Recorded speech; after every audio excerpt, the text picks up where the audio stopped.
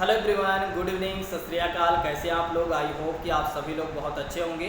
तो दोस्तों, जो लोग हमारे साथ लगातार लगे हुए हैं, यानी कि हमारे साथ टेस्ट सीरीज को फॉलो कर रहे हैं, लाइव क्लास से जुड़ रहे हैं, मैं उन सभी छात्रों का नेम ले लिया हूं, यानी कि उन सभी छात्रों का नेम रेज कर दिया हूं, यानी कि उसके लिए मैंने अलग से एक वीडियो बनाकर डाल दिया है। तो आप लोग उस वीडियो को ज़रूर देख लीजिएगा, ठीक है, कि किसका किसका नेम आया हुआ है। यानी कि कल जो जितने छात्र जुड़े थे, उन्हीं का स्क्रीनशॉट लिया गया है। जो छात्र नहीं जुड़े थे कल, उनका स्क्रीनशॉट नहीं लिया गया है। बस आप भी जुड़िए, आपके भी नेम लिया जाएगा, और आप भी सब्सक्राइब करिए, शेयर करिए, और आप हमें बताइए आपका भी नेम यूट्यूब पर लिया जाएगा। बिल्कुल सार्वजनिक रूप से, पब्लिकली रूप से, बहुत अच्छे तरीके से आपका नेम लिया जाएगा। बिल्कुल रिस्पेक्टफुल तरीके से, सम्मानपूर्वक आपका नेम लिया जाएगा। आपको फीडबैक दिया जाएगा, कितने क्वेश्चन आपके सही होते हैं, किस तरह से आपके प्रदर्शन होते हैं, किस तरह से आप क्वेश्चन को सॉल्व करते हैं, और कितने दिनों से आप हमारे साथ लगे हुए हैं, इसकी सारी इन्फॉर्मेशन हम आपको देंगे।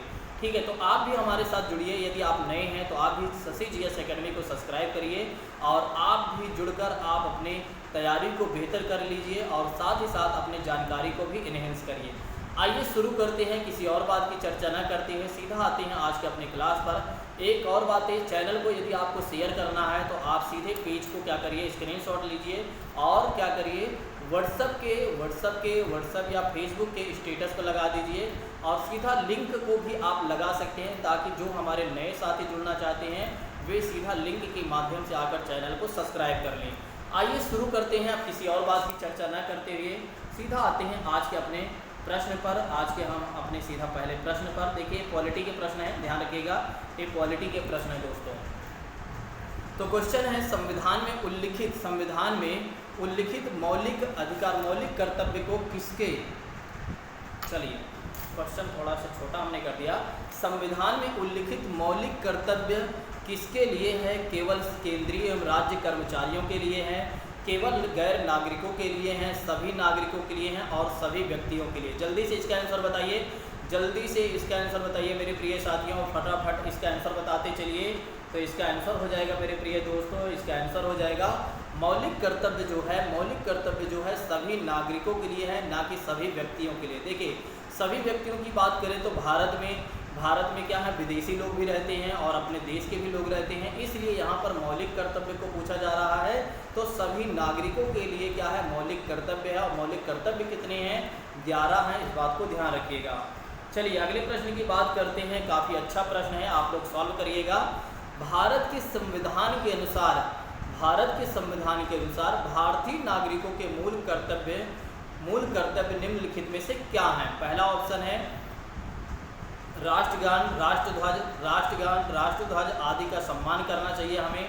वैज्ञानिक प्रवृत्ति का विकास हमारे अंदर होना चाहिए, या वैज्ञानिक प्रवृत्ति का विकास करना चाहिए, या राष्ट्रीय एवं सांस्कृतिक विरासत संरक्षण का परिरक्षण करना चाहिए, या उपर्युक्त सभी। जल्दी से इसका आंसर बताइए मेरे प्रिय साथियों, जल्दी से इसका आंसर बताइए। I am waiting for your answer, फटाफट आंसर करते चलिए। यदि आपका मन करता है तो आप चैनल को जरूर सब्सक्राइब कर लीजिए और शेयर कर दीजिए। तो भारत के संविधान के अनुसार भारतीय नागरिकों के मूल कर्तव्य में से क्या है? हमारे लिए सभी है। हमारे मूल कर्तव्य में हमें दिया गया है कि हमारा कर्तव्य बनता है कि हम राष्ट्र के प्रति सम्मान करें, अपने ध्वज के प्रति, अपने राष्ट्र ध्वज के प्रति सम्मान करें, और वैज्ञानिक प्रवृत्ति का विकास करें, राष्ट्रीय एवं सांस्कृतिक विरासत का संरक्षण और संवर्धन करने का भी, परिरक्षण करने का भी हमारा कर्तव्य है। इसलिए ऑप्शन डी इज राइट दोस्तों, इस बात को ध्यान रखिएगा। चलिए अगले प्रश्न की बात करते हैं, काफ़ी अच्छा प्रश्न है, इसको सॉल्व करिएगा आप लोग। 1976 में 42वें संविधान संशोधन में नागरिकों के लिए कितने मौलिक कर्तव्य निश्चित किए गए थे? 8, 9, 10, 11। जल्दी से इसका आंसर बताइए कि 1976 में 42वें संविधान संशोधन द्वारा नागरिकों के लिए कितने मौलिक कर्तव्य निश्चित किए गए थे? जल्दी से इसका आंसर बताइए मेरे प्रिय साथियों। तो इसका आंसर हो जाएगा 10। 42वें संविधान संशोधन अधिनियम 1976 के द्वारा हमारे नागरिकों के लिए, संविधान में नागरिकों के लिए मौलिक कर्तव्य को कितने निश्चित किए गए थे? 10 किए गए थे। कितने किए गए थे? 10, इस बात को ध्यान रखिएगा। चलिए अगले प्रश्न की बात करते हैं, काफ़ी अच्छा प्रश्न है, आप लोग सॉल्व इसको करिएगा, और साथ ही साथ आप जरूर लाइक भी करते चलिए। सभी को, अपने दोस्तों को भी जोड़ा करिए। आप लोग क्या करते हैं कि खुद जुड़ जाते हैं और अपने दोस्तों को नहीं बताते हैं, गलत बात है, सभी को बताना चाहिए। संविधान के किस भाग में मूल कर्तव्य के अध्याय को जोड़ा गया है? भाग 3 में, भाग 3 4, भाग 3 का में, भाग 4 में और भाग 4 का में। जल्दी से इसके आंसर बताइए मेरे प्रिय साथियों, संविधान के किस भाग में मूल कर्तव्य के अध्याय को जोड़ा गया है? जल्दी से इसका आंसर बताइए। तो इसका आंसर हो जाएगा संविधान के मूल भाग में मूल कर्तव्यों के अध्याय को जोड़ा गया है, संविधान के भाग 4A में जोड़ा गया। और भाग 4 में क्या है? राज्य के नीति निर्देशक तत्व हैं, जिसे 36 से लेकर 51 तक। और मूल कर्तव्य में मूल कर्तव्य में जो है वो कौन सा अनुच्छेद है, कौन सा भाग है? भाग 4A अनुच्छेद 51A, अनुच्छेद 51A यानी 51A में है। चलिए बात करते हैं अगले प्रश्न की। अगला प्रश्न काफ़ी अच्छा प्रश्न है। निम्नलिखित में से कौन सा एक मौलिक कर्तव्य नहीं है? जल्दी से इसका आंसर बताइए कि निम्नलिखित में से कौन सा एक मौलिक कर्तव्य नहीं है? सार्वजनिक संपत्ति को सुरक्षित रखना, धर्मनिरपेक्षता का पालन करना, देश की एकता और अखंडता का पालन करना, देश की एकता और अखंडता का रक्षा करना और संविधान का पालन करना। जल्दी से बताइए कि कौन सा इसमें मौलिक कर्तव्य नहीं है हमारे लिए। जल्दी से इसका आंसर बताइए मेरे प्रिय साथियों। तो इसका आंसर हो जाएगा धर्मनिरपेक्षता का पालन करना। ये हमारे मौलिक कर्तव्य में नहीं है। हमारे मौलिक कर्तव्य में हमें नहीं दिया गया है कि हम धर्मनिरपेक्ष का पालन करें। हमें कहा गया है वैसे कि सभी धर्मों का हमें सम्मान करना चाहिए, वैसे धर्मनिरपेक्ष हमें होना चाहिए। निम्नलिखित में से कौन सी एक समिति ने नागरिकों के मूल कर्तव्य को 1976 में सम्मिलित करने की अनुशंसा की थी? पहला विकल्प है स्वर्ण सिंह समिति और अशोक मेहता समिति, और तीसरा ऑप्शन कहता है बलवंत राय मेहता समिति, और चौथा ऑप्शन कहता है कोठारी समिति। जल्दी से इसका आंसर करिए। निम्नलिखित में से कौन सी एक समिति ने नागरिकों के मूल कर्तव्य को 1976 में सम्मिलित करने की अनुशंसा की थी? जल्दी से इसका आंसर बताइए मेरे प्रिय साथियों। तो इसका आंसर हो जाएगा स्वर्ण सिंह समिति। स्वर्ण सिंह समिति के आधार पर यानी कि इसकी अनुशंसा पर मूल कर्तव्य को जोड़ा गया था 42वें संविधान संशोधन अधिनियम 1976 के द्वारा। तो ध्यान रखिएगा, इस बात को ध्यान रखिएगा। चलिए अगले प्रश्न की बात करते हैं। मौलिक कर्तव्य को निर्धारित किया गया है, मौलिक कर्तव्य को निर्धारित किया गया है मेरे प्रिय साथियों। तो 39वें संविधान संशोधन द्वारा, 42वें संविधान संशोधन द्वारा, 43वें संविधान संशोधन द्वारा और 40वें संविधान संशोधन द्वारा। जल्दी से इसका आंसर करिए, जल्दी से इसका आंसर करिए। यदि आप नए हैं तो चैनल को सब्सक्राइब कर लीजिए। काफ़ी दिनों से आप लोग शेयर नहीं कर रहे हैं, इसलिए सब्सक्राइबर बहुत कम बढ़ रहे हैं। ठीक है, शेयर करिए आप लोग, ठीक है, क्योंकि आप लोग जानते हो कि आप लोगों के ही बल पर हम लोग टिके हुए हैं। तो आपका नैतिक कर्तव्य बनता है कि आप चैनल को जरूर शेयर कर दिया करें। मौलिक कर्तव्य को निर्धारित किया गया है 42वें संविधान संशोधन द्वारा। तो 42वें संविधान संशोधन द्वारा मौलिक कर्तव्य को जोड़ा गया। चलिए अगले प्रश्न की बात करते हैं। काफ़ी अच्छा प्रश्न है। भारतीय संविधान के किस अनुच्छेद में भारतीय नागरिकों के मूल कर्तव्य को शामिल किया गया है? अनुच्छेद 50 का में, अनुच्छेद 50 खा में, अनुच्छेद 51 का में, अनुच्छेद 51 खा में। जल्दी से इसका आंसर बताइए, जल्दी से इसका आंसर बताइए मेरे प्रिय साथियों, जल्दी से इसका आंसर बताइए। तो इसका आंसर हो जाएगा मेरे प्रिय साथियों, इसका आंसर हो जाएगा भारतीय संविधान के किस अनुच्छेद में? 51 का में भारतीय नागरिकों के मूल कर्तव्य को जोड़ा गया है, मूल कर्तव्य को जोड़ा गया है अनुच्छेद 51A। याद भी करते चलिए, आपको चाहिए कि आप भी याद भी करते चले। चलिए अगले प्रश्न की बात करते हैं। काफ़ी अच्छा प्रश्न है, इसका आंसर मुझे लगता है सभी छात्र दे देंगे, लेकिन कुछ ही छात्र कर पाएंगे। भारतीय संविधान में मौलिक कर्तव्य ग्रहण किए गए हैं रूस से, आयरलैंड से, फ्रांस से और ब्रिटेन से। भारतीय संविधान में मौलिक कर्तव्य ग्रहण किए गए हैं रूस से, आयरलैंड से, फ्रांस से, ब्रिटेन से। जल्दी से इसका आंसर बताइए। तो इसका आंसर हो जाएगा मेरे प्रिय साथियों कि भारतीय संविधान में मौलिक कर्तव्य ग्रहण किए गए हैं रूस से किए गए हैं, रूस से किए गए हैं, इस बात को ध्यान रखिएगा। चलिए अब आइए बात करते हैं, कुछ राष्ट्रपति महोदय से क्वेश्चन है। बाकी कल जो आपके प्रश्न आने वाले हैं सारे राष्ट्रपति से क्वेश्चन होंगे, ठीक है, तो ध्यान रखिएगा, राष्ट्रपति वाला चैप्टर आप पढ़ लीजिएगा। भारत में कब पहली बार राष्ट्रीय आपातकाल घोषित किया गया था? 1962 में, 1966 में, 1978 में, 1987 में। जल्दी से बताइए, जल्दी से इसका आंसर बताइए कि पहली बार राष्ट्रीय आपातकाल नेशनल इमरजेंसी कब घोषित की गई थी? तो दोस्तों इसका आंसर हो जाएगा इसका आंसर हो जाएगा 1962 में। 1962 में जब भारत चाइना युद्ध हुआ था, पहली बार भारत चाइना युद्ध हुआ था, तो भारत को नेशनल इमरजेंसी यानी कि भारत में नेशनल इमरजेंसी लागू की गई थी। और इमरजेंसी लागू कौन करता है मेरे प्रिय साथियों, इसका आंसर बताइए आप लोग कमेंट बॉक्स में कि नेशनल इमरजेंसी को लागू कौन करता है, इसका आंसर बताइए जल्दी से। तो इसका आंसर हो जाएगा, यदि आप लोग कमेंट करके बता दीजिए, तो इसका आंसर यदि आपको नहीं पता है तो मैं बता देता हूँ, ठीक है। राष्ट्रपति नेशनल इमरजेंसी को लागू करते हैं। वैसे राष्ट्रपति तीन प्रकार के शक्तियाँ दी गई हैं राष्ट्रपति महोदय को। आपातकाल अनुच्छेद 352 के तहत नेशनल इमरजेंसी लागू करते हैं, यानी कि राष्ट्रीय आपातकाल लागू करते हैं पूरे देश के लिए। और 356 राष्ट्रपति शासन लागू किया जाता है राष्ट्रपति महोदय द्वारा, जो किसी राज्य क्षेत्र में लागू किया जाता है या किसी विशेष क्षेत्र में। अनुच्छेद 356 के तहत वित्तीय आपातकाल लागू करते हैं राष्ट्रपति महोदय, इस बात को ध्यान रखिएगा। चलिए आज के अगले प्रश्न की बात करते हैं। आपातकाल की घोषणा का अनुमोदन संसद द्वारा कितनी अवधि के अंदर होना चाहिए? आपातकाल की घोषणा का अनुमोदन संसद द्वारा कितनी अवधि के अंदर होना चाहिए? अनुच्छेद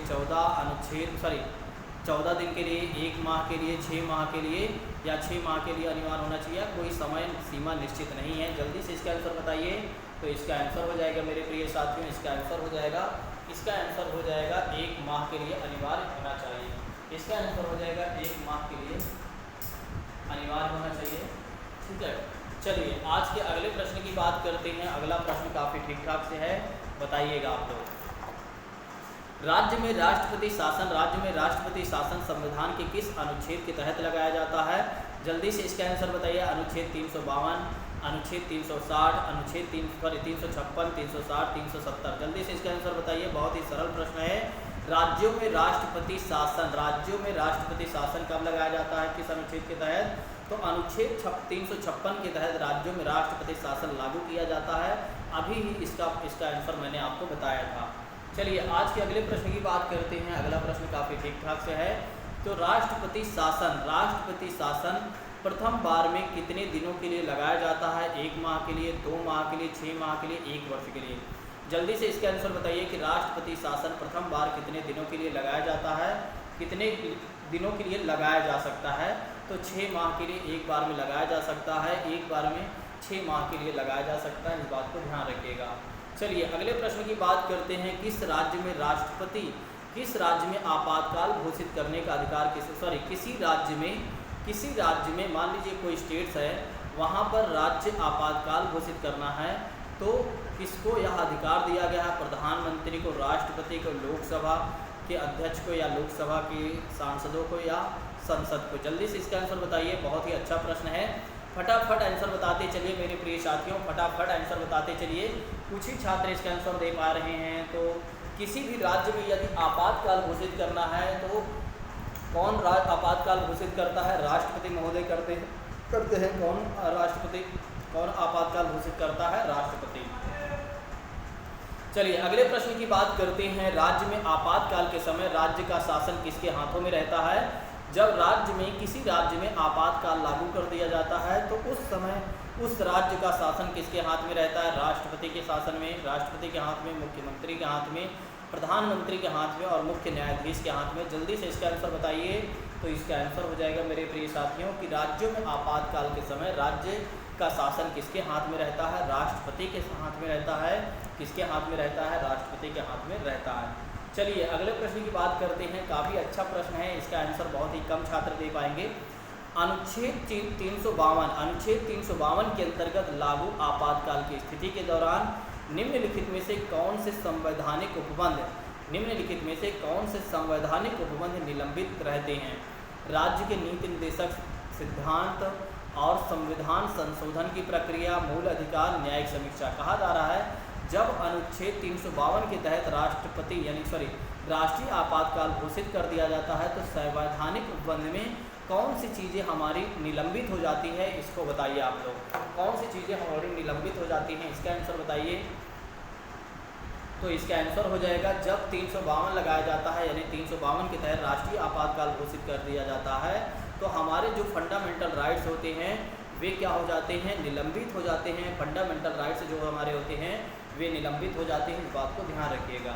चलिए अगले प्रश्न की बात करते हैं। काफ़ी अच्छा प्रश्न है। संविधान के किस अनुच्छेद के अधीन भारत के राष्ट्रपति और राष्ट्रपति यानी कि राष्ट्रीय आपातकाल घोषित किया जा सकता है?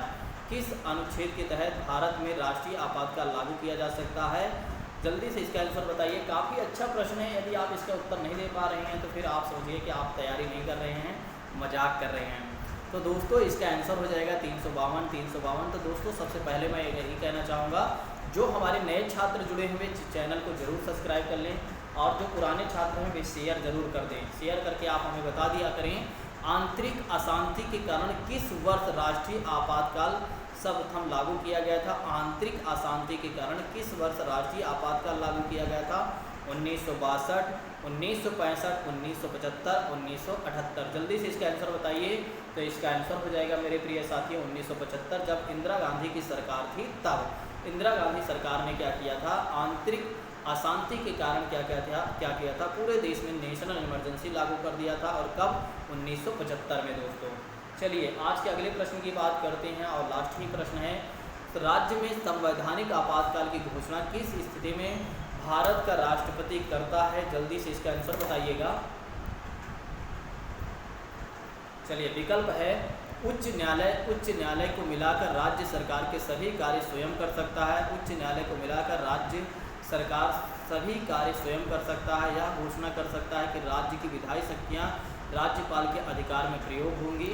और तीसरा ऑप्शन कहता है कि उच्च न्यायालय को छोड़कर राज्य सरकार के सभी कार्य स्वयं कर सकता है, या इनमें से कोई नहीं। यहाँ पर कहा जा रहा है यदि किसी राज्य में संवैधानिक आपातकाल यानी कि राष्ट्रपति शासन लग जाता है तो उस राज्य का शासन किसके हाथ में चला जाता है? मतलब किसके हाथ में असाइन कर दिया जाता है? जल्दी से इसका आंसर बताइए। यानी कि जो विधायी शक्तियाँ होती हैं, कानूनी शक्तियाँ किसके हाथों में चला जाता है? तो मुझे लगता है इसका आंसर आपको समझ जाना चाहिए था कि राज्यपाल आपको याद रखना चाहिए था। तो option number B is right दोस्तों। Option number B is right. तो दोस्तों यह क्लास आप सभी लोगों को कैसे लगी आप सभी लोग कमेंट बॉक्स में ज़रूर बताइएगा। आप लोग कमेंट करिएगा। आप लोग क्या करते हैं, कमेंट करने के बजाय आप लाइव चैट में ही क्या करते हैं, अपने फीडबैक दे देते हैं, जिससे कि आपके फीडबैक रुकते नहीं हैं।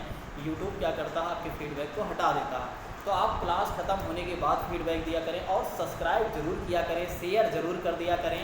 ठीक है, देखिए शेयर करना आवश्यक है क्योंकि आप जानते हो कि बहुत ही मेहनत पड़ती है इस तरह के कंटेंट को बनाने में। इस समय सारे कंटेंट को मैं स्वयं बना रहा हूँ। ठीक है, ज़्यादा से ज़्यादा कंटेंट को मैं स्वयं बना रहा हूँ। एक आध दो कंटेंट ही मैं किसी और से बनवा रहा हूँ, नहीं तो सारे कंटेंट को मैं स्वयं बना रहा हूँ। ठीक है, तो ये मान के चलिए बहुत ज़्यादा मेहनत पड़ती है, तो इस मेहनत की थोड़ा सा लाज रखिए आप लोग और शेयर ज़रूर किया करें। चलिए आज की क्लास को हम यहीं पर स्थगित करते हैं। Thank you so much. जय हिंद दोस्तों। Take care all of you.